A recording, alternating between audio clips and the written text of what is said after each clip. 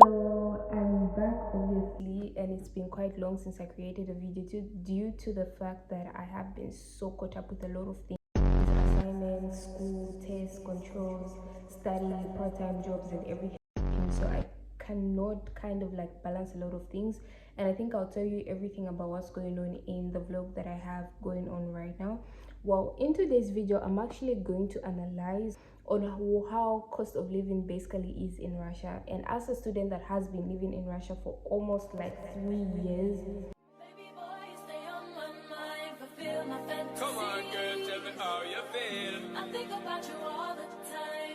Hey guys, welcome back to my YouTube channel. My name is Faith. If you're new to my channel, please do make sure to subscribe, like, comment, and share. So in this video, I'm going to break down every single expense that you'd spend in a month or year.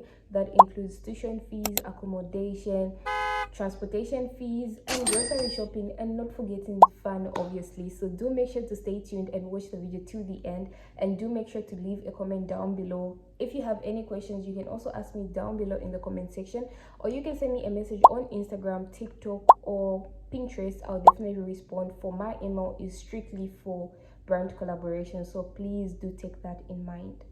So majority of you would be wondering, how much does it cost to study in Russia? So before you come to Russia, you have to know that you need to do a preparatory faculty, which is basically like a foundation year or a language course year basically. So you basically get to learn the language itself, which is Russian, because you need to know that in Russia they do not speak English, and majority of the universities teach their programs or the courses in Russian. So basically you'll be studying in Russian. So the first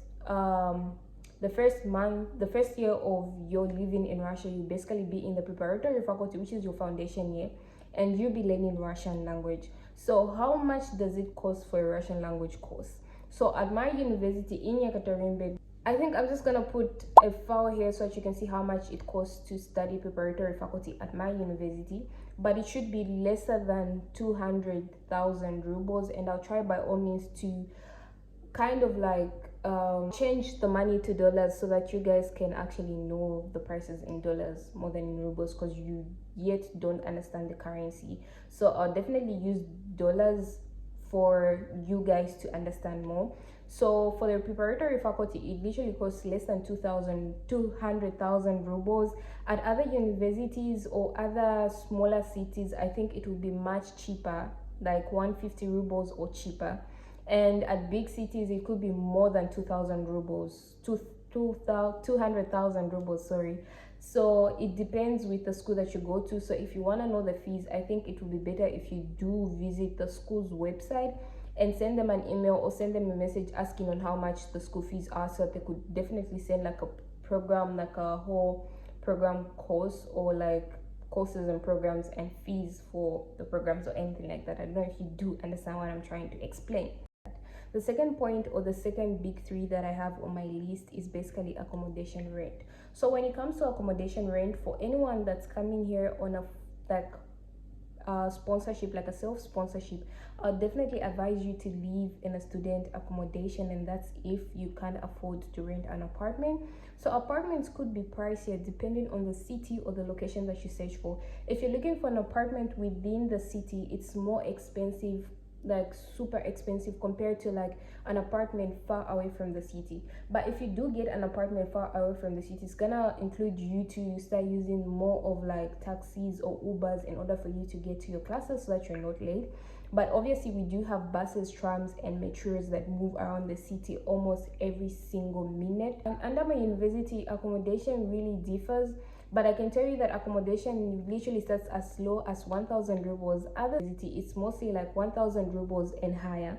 So for my university, we have different types of hostels. There are old hostels that were built a long time during the time they were building the university, and also new ones that were currently built. And we also have some that were recently renovated. So according to how good the hostel is, that's how much you're going to be paying. When it comes to apartments definitely, I'm not really sure about it, because I have personally never lived in an apartment for more than 5 days. approximately I've lived in an apartment is like 3 to 4 days, so basically that's not long enough.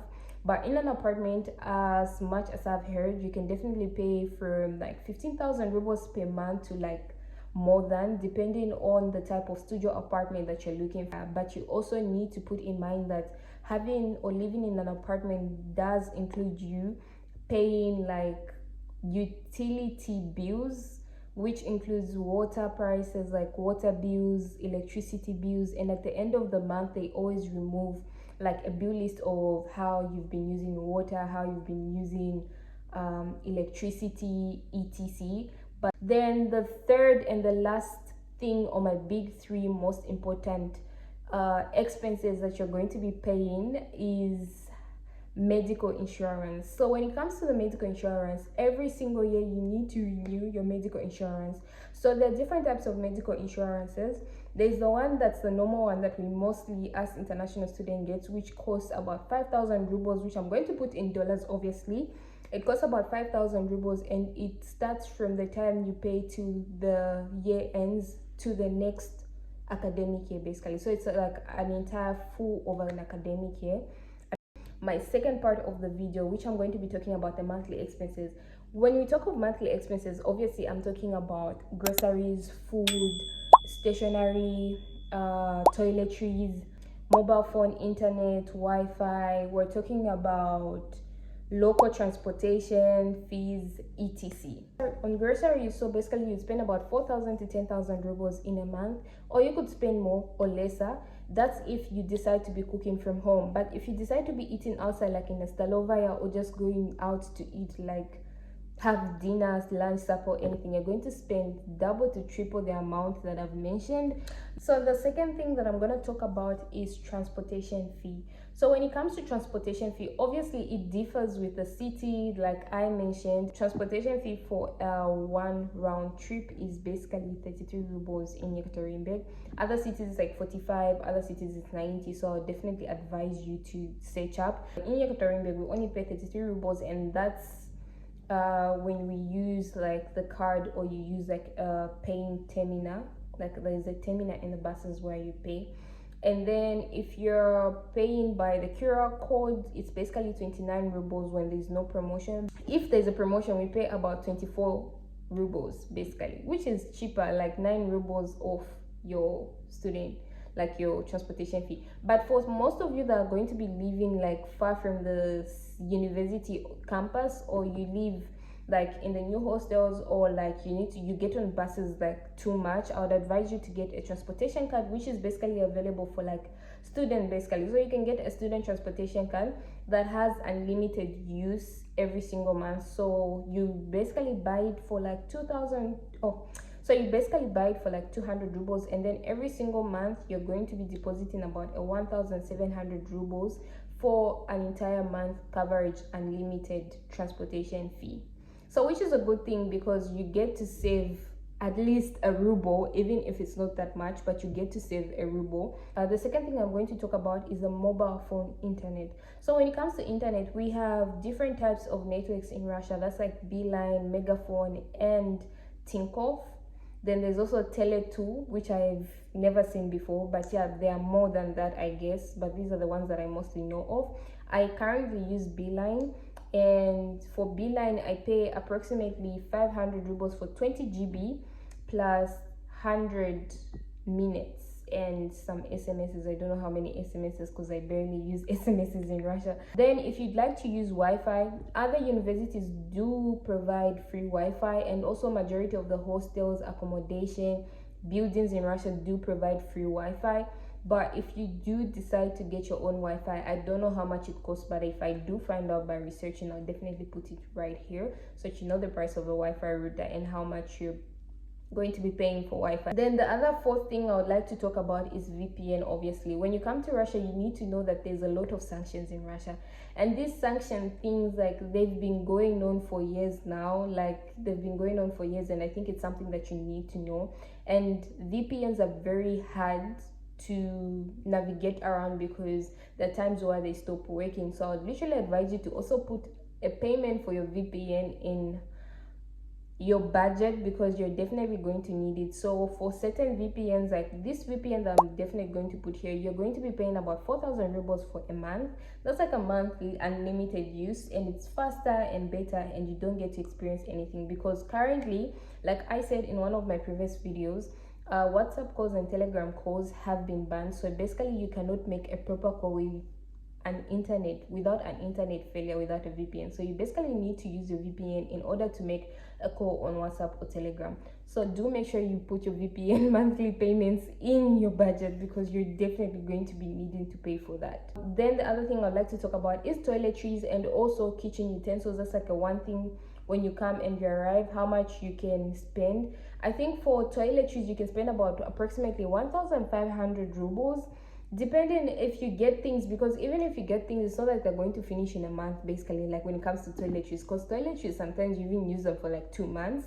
That's like if you get a whole package of like toiletry things and stuff like that. You can approximately spend about 5,000 rubles on cosmetics. That's if you include your skincare in it. Then when it comes to household utensils, that include pots, brooms, mops, plates, cups, spoons, whatever. Just budget about 4,000 rubles, more or lesser, depending if you need a lot of things. But if you're someone that's just going to get a one individual type of like thing, like maybe you can just get a few things like a pot, a pan, most essential things that you're going to need in your first month of living in Russia. And then later when you leave and you currently like stay a bit and you've done majority of the expenses or paid for majority of the things that you need to pay, then you can get the rest of the things. So you definitely stock in your kitchen bit by bit. So you just don't do it then and there, because you don't want to spend a lot of money. So we're going to get in part 3 of the video, and part 3 of the video is actually known as entertainment.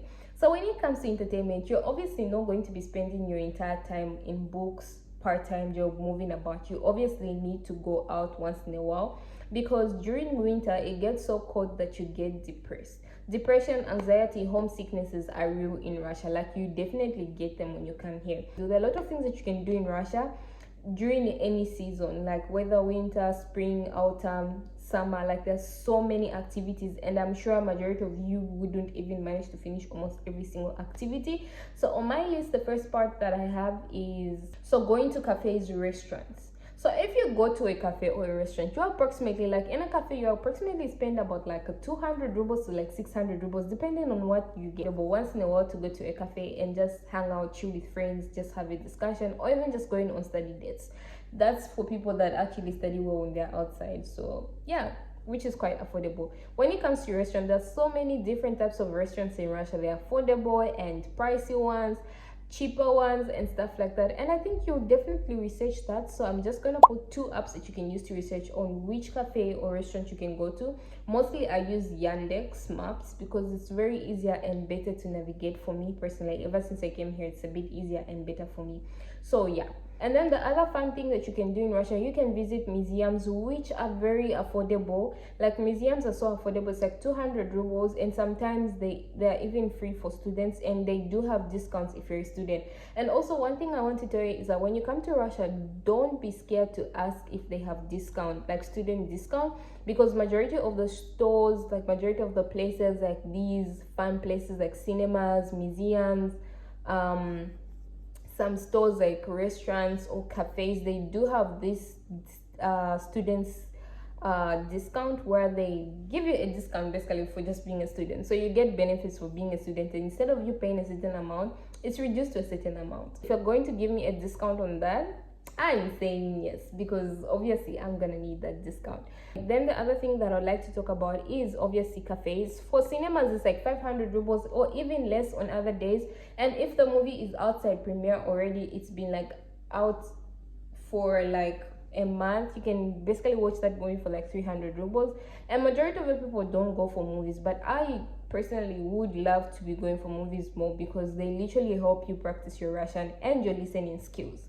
So if you want to practice your Russian skills, it's like your listening and speaking skills, do go out a lot, because you get to interact with people in terms of like communicating or asking something or buying something. So you're going to be practicing your Russian, but at the same time you're also going to be practicing your listening skills. So watching Russian movies does help a lot, or just being outside basically and just having interactions with the Russians in general. Like, you get to learn so much. So the other fun things that you can do, you can go visit parks, you can go visit circuses, you can go watch comedy, you can watch dance performances. Like, there are so many activities that you can basically do in Russia. And I'll definitely, if you really want me to make a list of things that you can do in Yekaterinburg, basically, because I live in Yekaterinburg, so that's the only place I can analyze for you guys.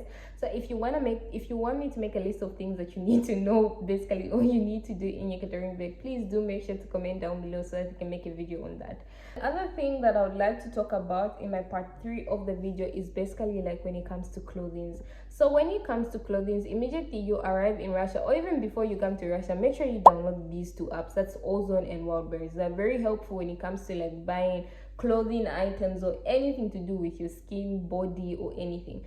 So this is a theory that I've actually analyzed in the past year. So when it comes to buying clothing, buy clothing of the opposite season. I don't know if you get me. So looking at the fact that we're now in autumn, so clothes for autumn and winter are quite pricey now because we're heading towards winter and we're still in autumn. But if you're getting summer clothing, they're going to be cheaper because summer isn't here and summer isn't coming anytime soon.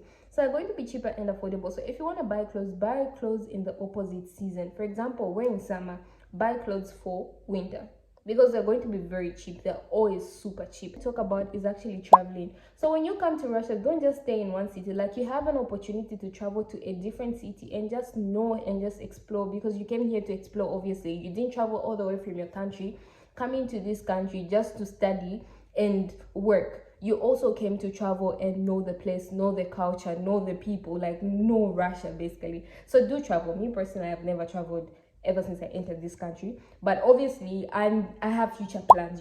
I have future plans. But you can definitely travel. Like, traveling is very affordable, especially when it's not holidays.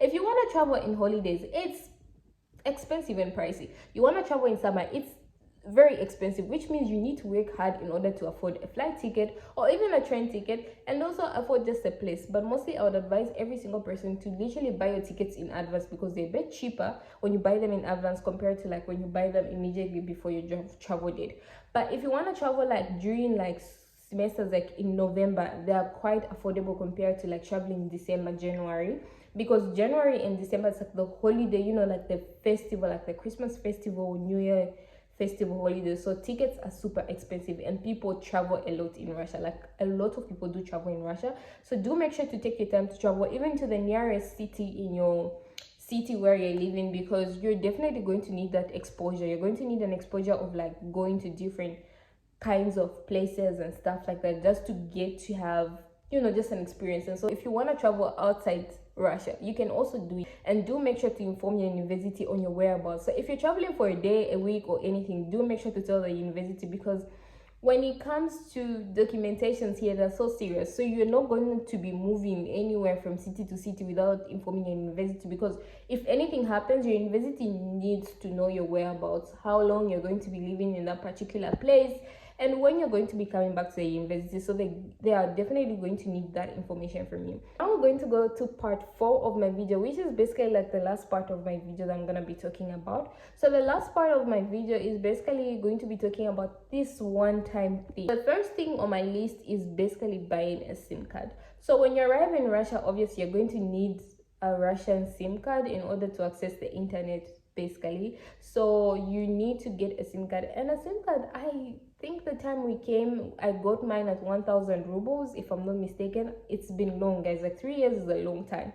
So I don't remember how much I don't know how much they are now, but I got it at 1,000 rubles, and then it was like 1,500 rubles plus 500 rubles for an internet package for a month. Then the other thing that you need to know is also winter clothes. So winter clothes are a one-time thing, but if you want every single year, you can be changing.